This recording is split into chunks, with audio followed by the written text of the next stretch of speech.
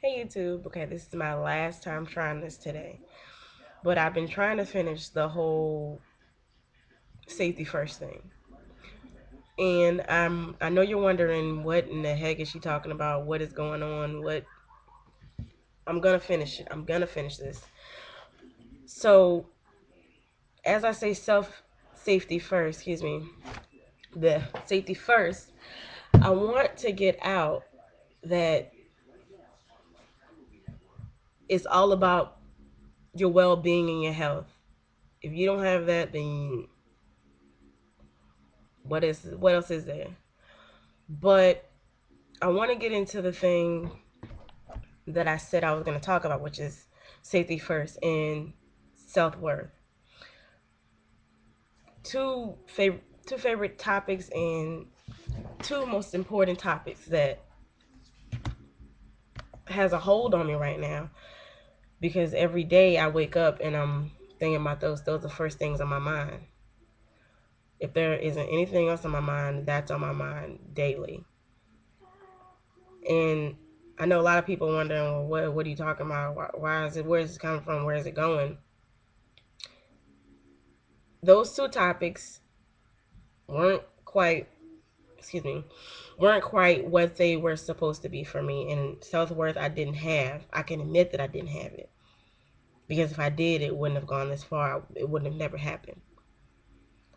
And I've been battling with this whole safety first thing for the past this whole year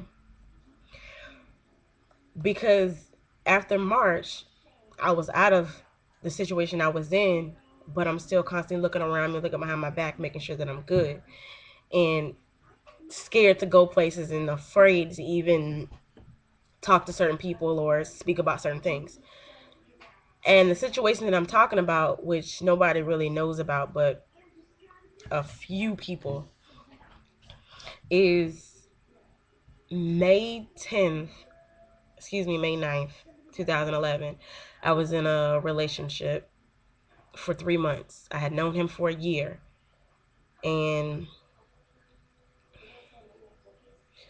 he started out being a great guy, anything that I can ever ask for. And I didn't really want a relationship, but December 26th, we got in a relationship after we had known each other for about a year. Only because I felt I had something to prove to people and I wanted to show that I could actually commit to something, that I could be with somebody and be serious about them and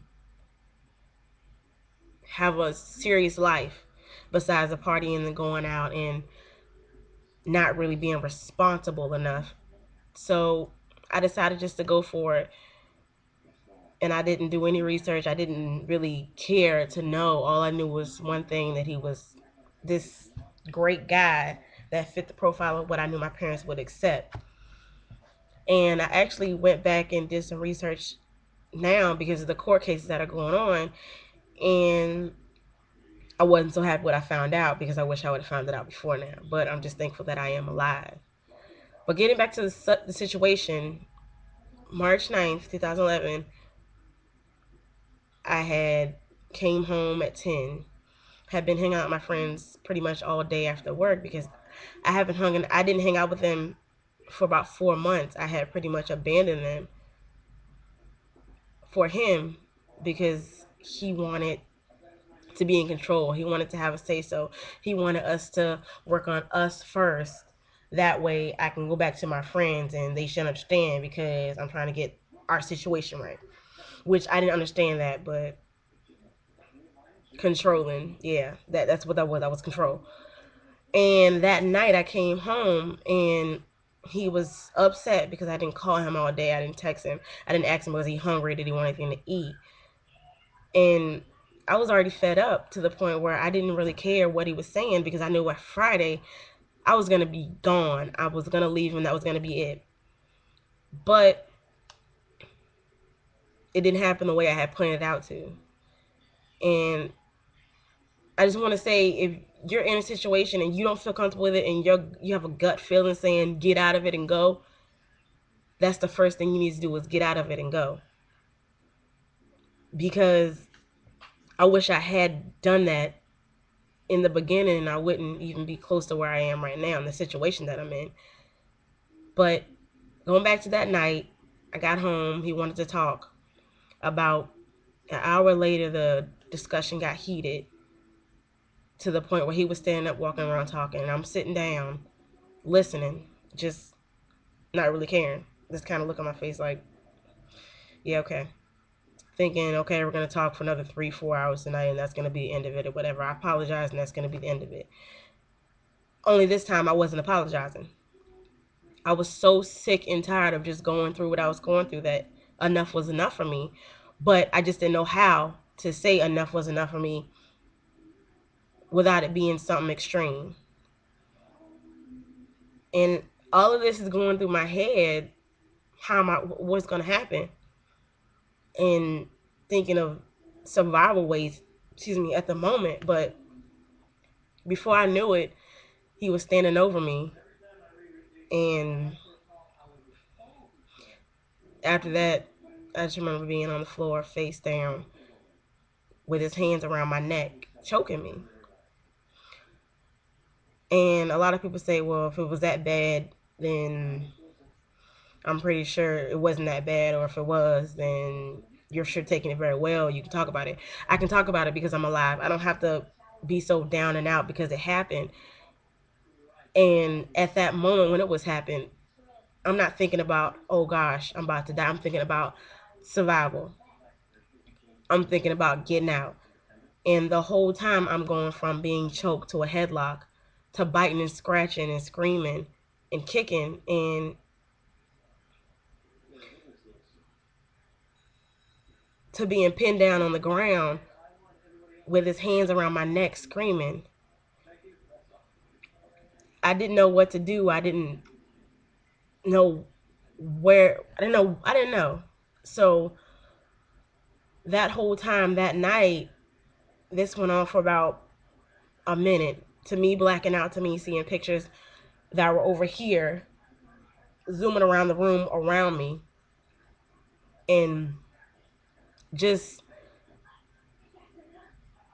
by the grace of God, I'm alive and I can talk to other people about it. I can say something about it because it could have been worse. I could have been dead. I could have been somewhere. I could have been anywhere. I could have passed out and been in a coma. Who knows where I could have been?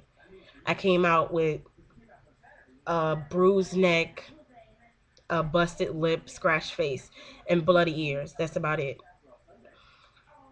But nobody's really knows what I feel inside but me because I feel like I'm not going to let everything out there and I'm not going to just open up really quickly like I did with him because I feel like that's where that got me. But I do know that I'm worth something and I'm not worth being hurt or someone putting their hands on me. And I don't think any woman is deserving of that. So if you think that you're in a relationship that isn't going well or you feel like you're in danger, this it's time to get out. It's time. That's over. It's time to move on. If you think he's crazy or he's gonna get upset if you try to leave him, talk to somebody. Tell somebody something. At least somebody will know what he's capable of, what you think he's capable of. And if you don't know anything about that person, all you gotta do is type their name in and Google them. Trust me, a lot of things will come up. Besides the Facebook and the Twitter, a lot of things will come up. So by you just thinking, oh well, he's okay, he's a great guy, what he tells me, most of the time they don't really tell you everything that goes on.